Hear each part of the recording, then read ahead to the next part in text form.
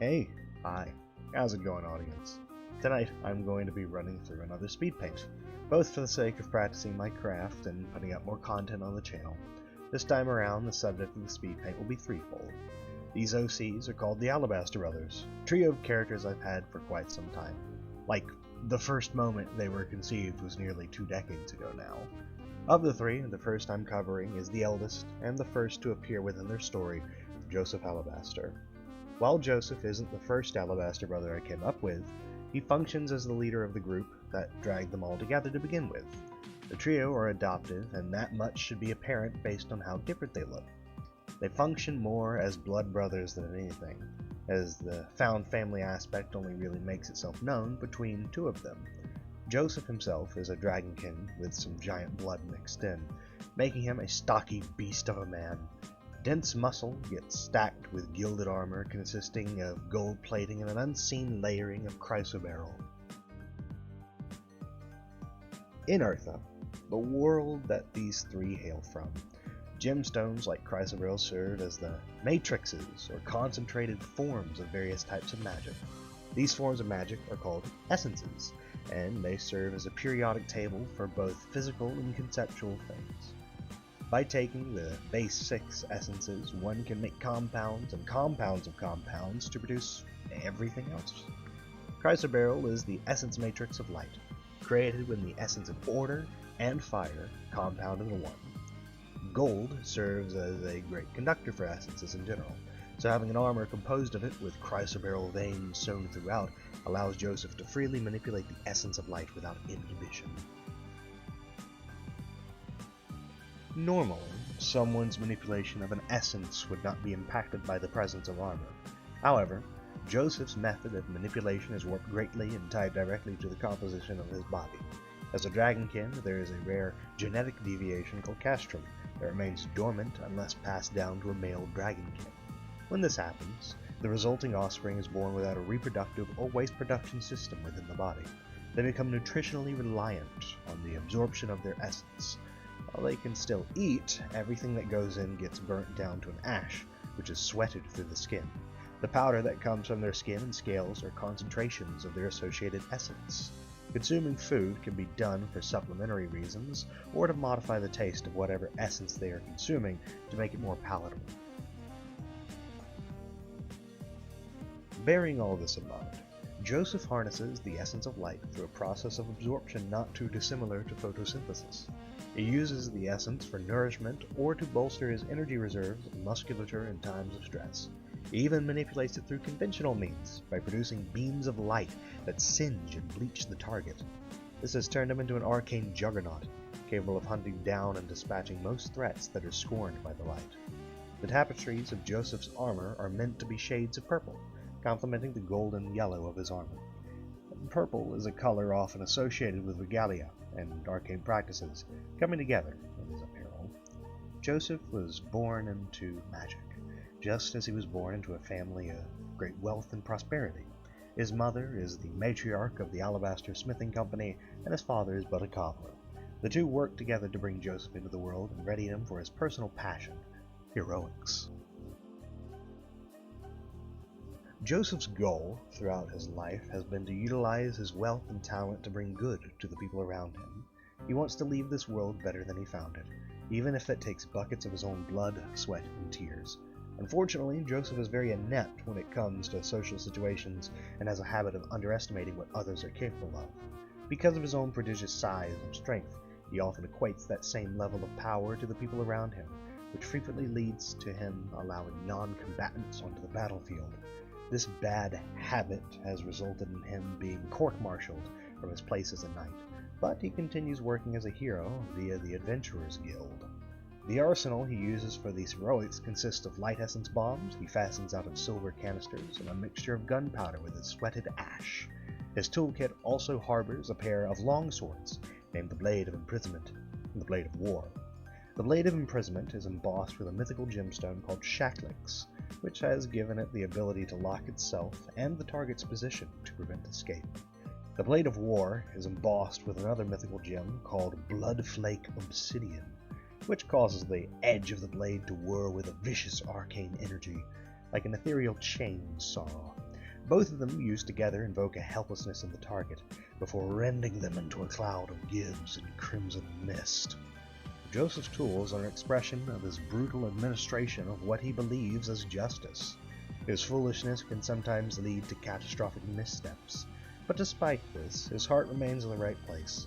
The Dragonkin has made himself aware of these shortcomings, and tries often to reflect on his choices, so that he can become a better man than he started. Categorically, Joseph as a Dragonkin is considered a rank C type reptile. His personal deviations cause him to be size giant with a height of around 12 foot, with a binding to the essence of light. Along with being a competent protector, the rest of his talents are culminations of his other character traits. Interrogator hails from his brutality and the menacing glare he inherited from his mother. Essence manipulation is a given. Tradesman comes from his place of wealth and the basic studies he underwent as a part of his rearing. Brute force comes from his physical capacity, and he adopted the craftsman talent to create and care for his art. The next character I will be creating is the second brother to appear chronologically, Axel Bismarck. Notably, he chose not to adopt the last name of Joseph, and that is primarily because of their troubled history together. Axel was born as an essence vampire in a dock town that served as a pirate hideaway. The one thing he has in common with Joseph is their ability to feed off of magic. Essence vampires are more active about this consumption, draining objects of their fundamental properties until they fade into a typeless dust of raw matter. His life is one that started off hopeful, but became sad and angry with the loss of his parents. Shuttled off to an orphanage, Joseph would adopt him after saving Axel from a raid by a group of nefarious bandits. Axel had lost his arm and damaged the other during the raid, eventually losing that one to infection. An old compatriot of Joseph's would build Axel a new limb, which became a permanent component of his memory. Though there are many healing magics native to Eartha, they are all bound to the memories of an individual. Only the greatest can regrow sturdy bones and limbs, but if you no longer consider that appendage as part of who you are, it will never return, regardless of how much you heal. Axel no longer thought of those limbs as a part of his person, for he was too young when he lost them. By the time he became a man, he had grown used to the prosthetic on his shoulder. Yet, it was only on his first mission with Joseph would he get to test this limb's effectiveness, and discover an aspect of himself with dreadful consequences. All essence vampires have a preference in taste. Whatever source of magic they prefer recolors their eyes, hair, and nails to match the color of that essence. In this battle with bandits sought out by Joseph, Axel bit one of his adversaries and uncovered the essence of cannibalism. It was something so delicious and addictive to him, he fell into a grave, maddening hunger. He took this hunger out on his enemies, and out on his friends, forcing Joseph to slay Axel. His soul twisted down into the depths of the abyss for the act of betrayal, leaving Axel a vengeful ghost trapped in a sinner's prison. Ghosts in Eartha are portrayed as amorphous, two-dimensional figures incapable of casting shadows, warping to take on the appearance of what they perceived as themselves. Here in Hell, the demonoids that function as wardens force the ghosts of their prisoners into whatever shape is needed for the torture. Axel's captor also enjoyed the essence of cannibalism, thus butchered Axel for food indefinitely, cutting away the flesh of his soul only for him to reform it later. One misstep by the hellish denizen gave Axel the leverage he needed to cannibalize the demonic soul and earn his freedom, hell-bent on revenge. After absorbing the spirit of Shiafon, Axel became a middle ground between physical and ethereal, amorphous and with form. His body could twist and warp between the states of matter with ease, but all of that centered itself around a crest demonoids are known to have. This crest can only be cracked with the will of the demonoid broken. But Axel has proven far too stubborn and bullheaded for such frailties. It made him immortal and regenerative. Both boons served him on his way back to Joseph, eventually absorbing the essence of void and hunger along the way. Void would stain his ectoplasm black and allowed him to burn away the matter around him for mass. Hunger only deepened his madness, causing a reverence for anything that satiated his cravings. In their battle, Joseph only prevailed over Axel through the intervention of his parents. A 3-on-1 fight, Axel was certain to lose. They trapped him in a bucket of water, where his ectoplasm was diluted and his crest drowned. Joseph only freed him when he devised a way to imprison Axel to his service, ensuring that such terrible power would only ever be ordained by someone with a moral compass. Categorically, Axel as an essence vampire is considered a rank D, size normal. Personal deviations have resulted in him being marked as type demonoid, bound to the essence of cannibalism.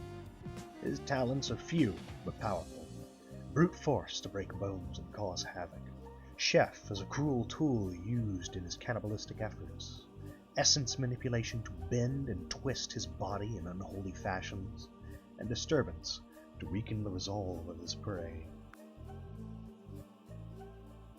The last of the three brothers is perhaps the sweetest, Vulfi Alabastar. He comes from a similar beginning to Axel, where Joseph took him under his wing after saving him from a raid on a sanctuary. The lad's getting there was an entirely different story. There was nothing bitter about his origin. He knew not either of his parents, and he was deeply cared for by one of the caretakers of the sanctuary. Perhaps too deeply. Joseph did not intend to take anyone as another brother, but after seeing the looming glare of the boy's guardian and the sense of impending danger it gave off, Joseph acted. He could not strike out, so instead he gave Vulfi a new home in his care. Whether this was for better or for worse is ultimately unknown. What would have happened to him being reared in that church is an ominous mystery, but under Joseph's care things were hazy. Axel was the one who gave Vulfi his name, a cruel attempt to be as inconvenient as possible. Joseph hated the concept, but the boy liked it at the time, blissfully unaware of the intention behind it. This intervention by Axel was a warning sign for the future. While on the Alabastar estate, both of Joseph's parents cared for Vulfi with a tenderness only their blood son had known. They ensured the boy knew how to repair his own clothes and keep himself nice and tidy, even providing him a journal to keep notes in. Vulfi's free time was filled with trips to the forest, examining the flora and fauna to familiarize himself with an ecosystem he felt a deep bond with. A dynamic was established between the trio with time. Joseph's family provided a source of hopefulness to Vulfi and guided him down a path of learning. Joseph himself struggled to connect, but certainly tried. All the progress he made tended to fumble back when he underestimated the boy's capacity, bringing him into a dangerous situation that would either lead to hurt or trauma. Axel could not harm Vulfi physically, but certainly left emotional wounds by driving away the few friends Vulfi had made, or getting them killed. By the time the boy turned 18, he had settled on leaving the brothers behind. He would miss the good times they shared, but knew that there had to be something better for him elsewhere, a place where he could belong and discover who he was supposed to be. He left the name Vulfi behind. Joseph held high hopes that he would see his little brother in a better time, in a better place, while Axel would grieve the loss of what control he held high above Vulfi's head. On the lad's journey, he would carry with him iron tools used by the Alabastar smithing company for harvesting the boons of nature. Bottles on his person would be dedicated to holding healing potions fastened together by wardcraft and survivalist tactics. And that journal would slowly fill with more and more pages. He eventually came across a group known as the Tamers Guild, and found a home there, working hard to earn their trust, and then maintaining that effort to learn their ways of beast mastery. Now, he dwells in one of their dormitories, hoping to acquire his first companion on a long journey ahead of him.